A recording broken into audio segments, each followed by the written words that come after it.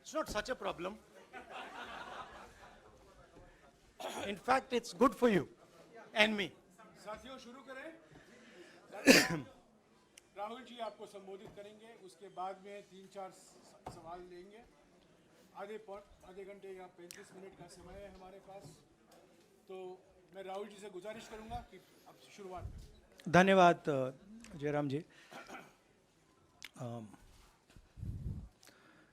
कल प्रधानमंत्री जी ने पार्लियामेंट में 2 घंटे, शायद 2 घंटे 13 मिनट, 2 घंटे 13 मिनट भाषण किया। उसमें अंत में 2 मिनट उन्होंने मणिपुर की बात की।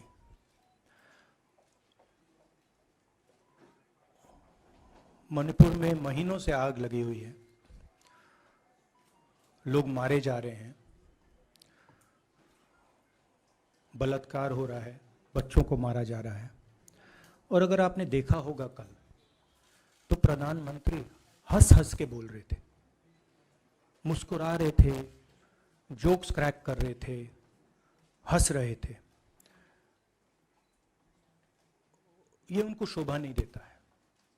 हिंदुस्तान का प्रधानमंत्री, अगर इस देश में हिंसा हो रही है, दर्द हो रहा है, हिंदुस्तान के प्रधानमंत्री को 2 घंटे मजाक नहीं उड़ाना चाहिए। विषय कांग्रेस नहीं था, विषय मैं नहीं था, विषय मणिपुर है।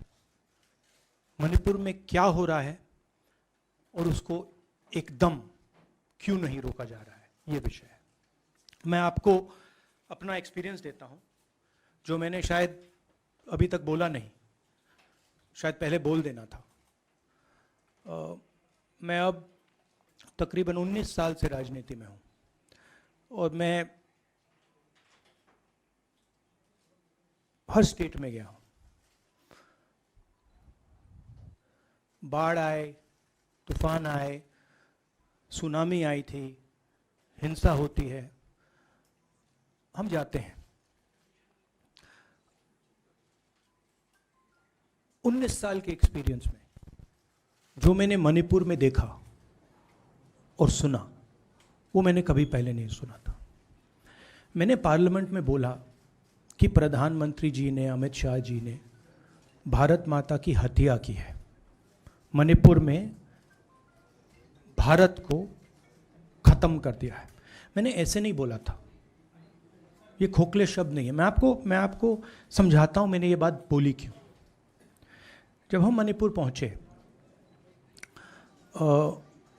हम लैंड किए, हमें मणिपुर में दौरा करना था।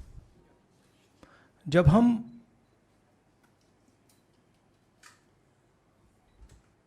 मेते एरिया में गए, हमें साफ कहा गया था कि अगर आपकी सिक्योरिटी डिटेल में कोई भी कुकी होगा, उसको आप यहां मत लाइए क्योंकि हम उसको मार देंगे। और जब हम कुकी के एरिया में गए, हमें कहा गया अगर कोई मेते आपकी सिक्योरिटी डिटेल में होगा, उसको आप मत लाइए, उसको हम गोली मार देंगे। हम जब गए, हमें मेतेज को परे करना पड़ा, हमें कुकीज को परे करना पड़ा। मतलब एक स्टेट नहीं है, आज 2 स्टेट है। स्टेट की हत्या कर दी गई है और उसको चीर दिया गया है। इसलिए मैंने बोला हिंदुस्तान की हत्या मणिपुर में बीजेपी ने कर दी है। और जब मैंने कल प्रधानमंत्री को देखा हंसते हुए, मजाक उड़ाते हुए, मैं समझ नहीं पा रहा था कि हिंदुस्तान का प्रधानमंत्री इस प्रकार से कैसे बोल सकता है। प्रधानमंत्री को ये पता नहीं लग रहा है कि हमारे देश में क्या हो रहा है। छोड़िए, नहीं जाना चाहते हैं, उसके भी कारण हैं, शायद मैं बता नहीं सकता हूं आपको, उसके कारण हैं। मगर अगर जा नहीं सकते हैं तो मणिपुर के बारे में बोले तो हिंदुस्तान की आर्मी, आप सब जानते हो, सेना को आप जानते हो, जो मणिपुर में हो रहा है, हिंदुस्तान की सेना उसको 2 दिन में रोक सकती है। 3 दिन नहीं लगेंगे। अगर हिंदुस्तान की आर्मी को कहा गया कि यह तमाशा बंद करो, 2 दिन में यह तमाशा ड्रामा बंद हो जाएगा। प्रधानमंत्री मणिपुर को जलाना चाहते हैं, आग बुझाना नहीं चाहते हैं। यह है सच्चाई। अब आप अपने सवाल पूछिए। Would you like me to say it in English? I watched the Prime Minister of India yesterday speaking for 2 hours, laughing, joking, लगाing naras in the parliament. The Prime Minister would say one line and the entire BJP would shout another nara. You know, the Prime Minister seems to have forgotten that the state of Manipur is on fire and has been on fire for 4 months. Women and children are dying over there. People are being murdered. Women are being molested, are being raped. And the Prime Minister of India is sitting in the middle of the parliament, shamelessly laughing. This is not about Rahul Gandhi. This is not about the Congress party. This is not about the opposition. This is about India. It's about our country. A state has been decimated. It has been destroyed. It does not exist anymore. And it has happened because of the politics of the BJP. Divide and rule and burn. That is why in my speech I said, Bharat Mata has been murdered in Manipur. It's very interesting. For the first time, the words Bharat Mata have been expunged from the parliament. It's an insult to those words. Whatever I said that is wrong. I have said Bharat Mata, which is an idea, which is the idea of India, where everybody lives peacefully, harmoniously, with affection, has been killed in Manipur. It's a fact. So, the word itself now cannot be spoken by the people of India. We cannot say Bharat Mata in parliament.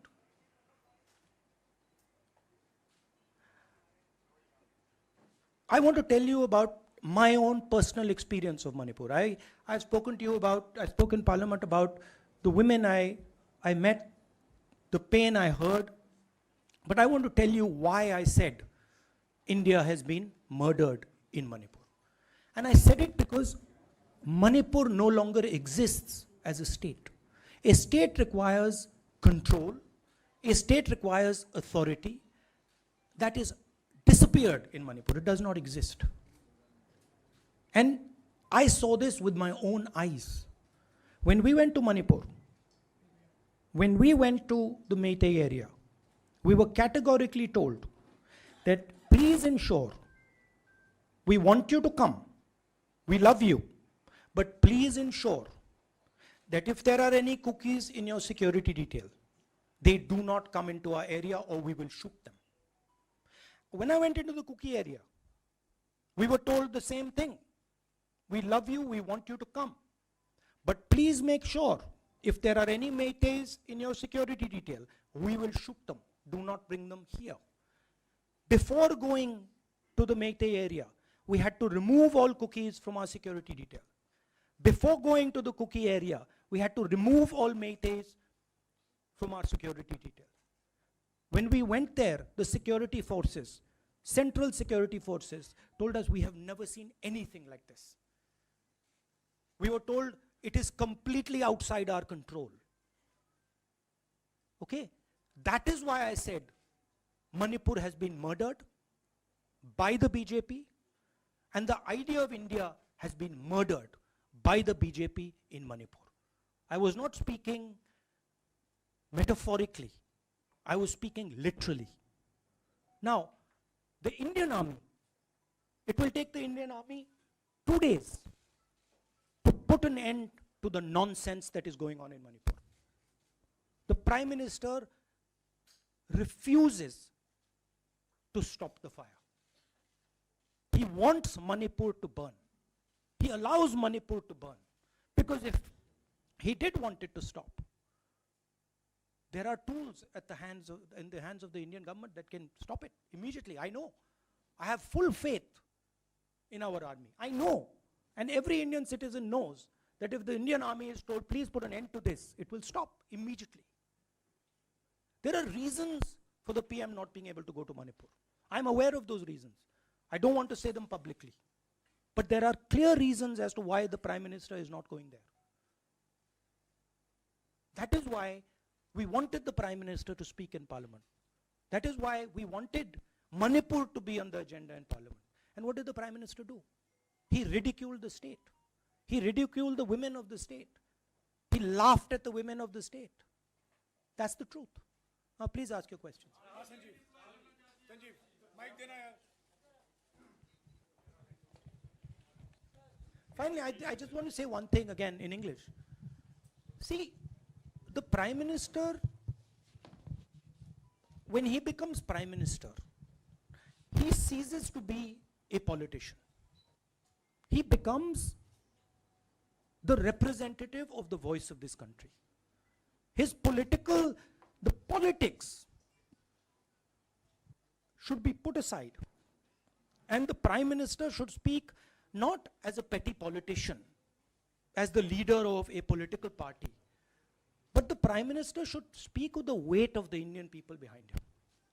And it's tragic to watch Mr. Narendra Modi. It's sad, because the Prime Minister does not understand what he actually is.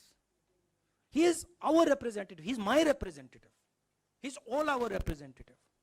And watching the Prime Minister spend 2 hours talking about the Congress, talking about the opposition, making ridiculous remarks about the name, this really does not do justice to an Indian Prime Minister. I've seen Prime Ministers from the Congress party, I've seen Prime Ministers from the BJP, I've seen Mr. Vajpayee, I've seen Mr. Dev Gowda. None of them have ever done this. There's a complete misunderstanding in the mind of Narendra Modi ji about what the Prime Minister of India is. Rahul ji, you wanted the Prime Minister to speak in Parliament, and now that he's spoken, and you've said that he wants Manipur to continue to burn. So what is the Congress Party's next step to retrieve Manipur and save it? The only conclusion I can draw, because the Prime Minister has tools in his hand that can stamp out the fire in Manipur certainly within 3 or 4 days.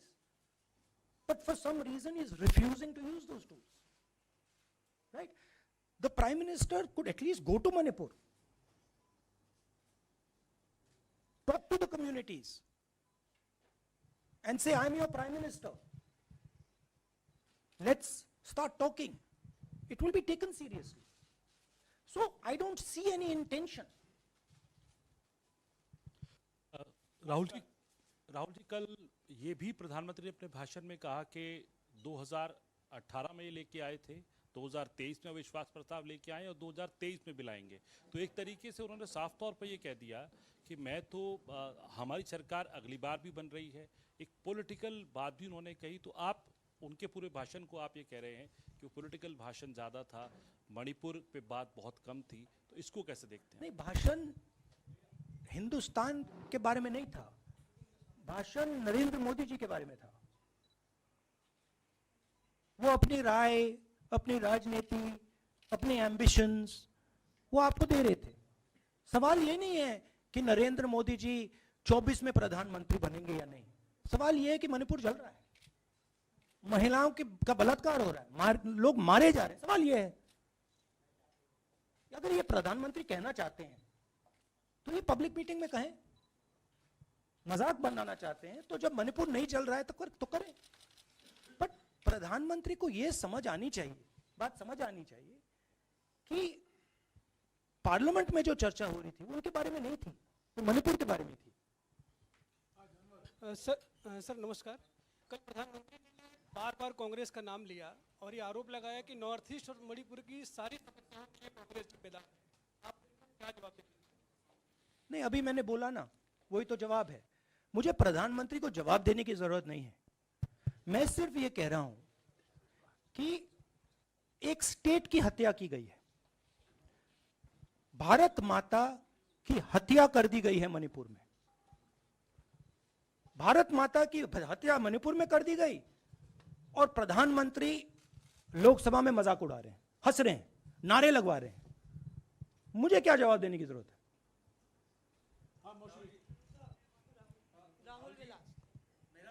एक minute Mohit, order please. Mr. Gandhi, you waxed eloquent. Rahul, आपने बोला कि प्रधानमंत्री ने बोला सदन में कि गृह मंत्री अमित शाह ने विस्तार से जवाब दे दिया। अमित शाह साहब ये कहते हैं कि मणिपुर के सीएम को हटाने की जरूरत इसलिए नहीं है क्योंकि उन्होंने हमारी पूरी बात सुनी और वो कभी भी कोई, हमने डीजीपी चेंज किया, डीजीपी चेंज कर दिया, उन्होंने जो भी प्रशासनिक व्यवस्था हम चेंज करना चाहते थे, इसलिए मणिपुर सीएम को हटाने मणिपुर सीएम, जब मैं मणिपुर गया, मणिपुर सीएम ने जो मणिपुर में हजारों वेपन्स जो लूटे गए, वो मणिपुर सीएम के नीचे ही हुआ। तो क्या अमित शाह चाहते थे कि ये हजारों वेपन्स लूटे जाएं?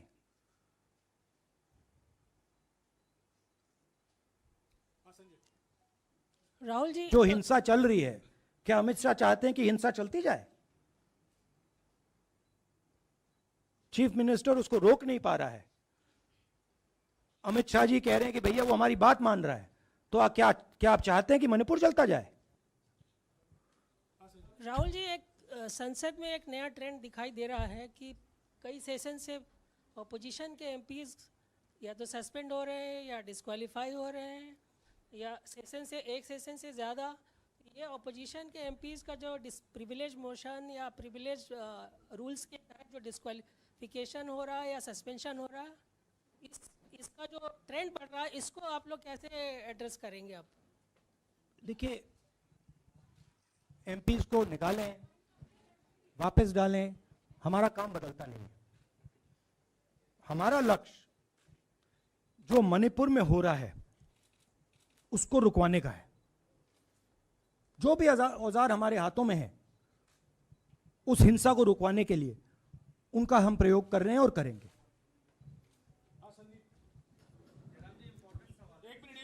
Yeah, Mr. Gandhi, you talked about using the army, deploying the army to control violence. You spoke that in Parliament. You've repeated here. But the BJP has criticized you and even previous Congress governments, saying that we want to solve the issue through dialogue. And they've criticized that in the 60s, in 64, the Mizo National Famine Front was bombed by the Indian Army, by the Indian Air Force. So they said that, you know, they do not believe I have never heard in my entire career, I have never been told anywhere I have been in India that if you take this person as a security officer with you, we will put a bullet in his head. I have never heard it. And I heard it twice in Manipur. That means there is no dialogue in Manipur. There is pure violence taking place in Manipur. The first step is to stop the violence, put an end to it. I point out the army, but what I mean is that the Prime Minister has multiple instruments in his hands. He's not using them. It's been burning for 4 months. He's doing nothing and he's laughing. I'm amazed people can't see this. That he's sitting in Parliament and laughing. Jairam ji, Last question. Jairam जी, मोहित दुबे हूँ news nation से। आपने 37 minute का भाषण। जयराम जी, राहुल जी नहीं मतलब आप मुझसे जयराम कर रहे हैं या उनसे? राहुल जी, जय सिया राम। राहुल जी, आपने 37 मिनट का भाषण लोकसभा के भीतर दिया और 37 मिनट में सिर्फ आपको करीब 14 मिनट ही दिखाया गया, बाकी आपके चेहरे पे कैमरा नहीं था और आप मणिपुर गए, मैक्सिमम टाइम आपने मणिपुर के ऊपर बोला। इस परंपरा को आप किस तरीके से देखते हैं? पता नहीं, शायद कॉन्ट्रडिक्शन है। शायद पीएम मेरा चेहरा टीवी पे नहीं देखना चाहते, मगर फिर पीएम मेरी वीडियो के बारे में बात करते हैं, तो पता नहीं क्या है। बट मुझे लगता है शायद उनको मेरा चेहरा टीवी पे देखना अच्छा नहीं लगता। कोई प्रॉब्लम नहीं है। जो मैंने बोलना था, देखिए मुझे अपना काम करना है। मैं जानता हूं कि मीडिया पे कंट्रोल है, लोकसभा राज्यसभा टीवी पर कंट्रोल है, वो उसके बारे में मैं कुछ ज़्यादा नहीं कर सकता हूं, मगर मुझे अपना काम करना है, मैं अपने काम को करता हूं। जहां भी भारत माता पर आक्रमण होगा वहां मैं आपको खड़ा मिलूंगा, भारत माता की रक्षा करते हुए मिलूंगा।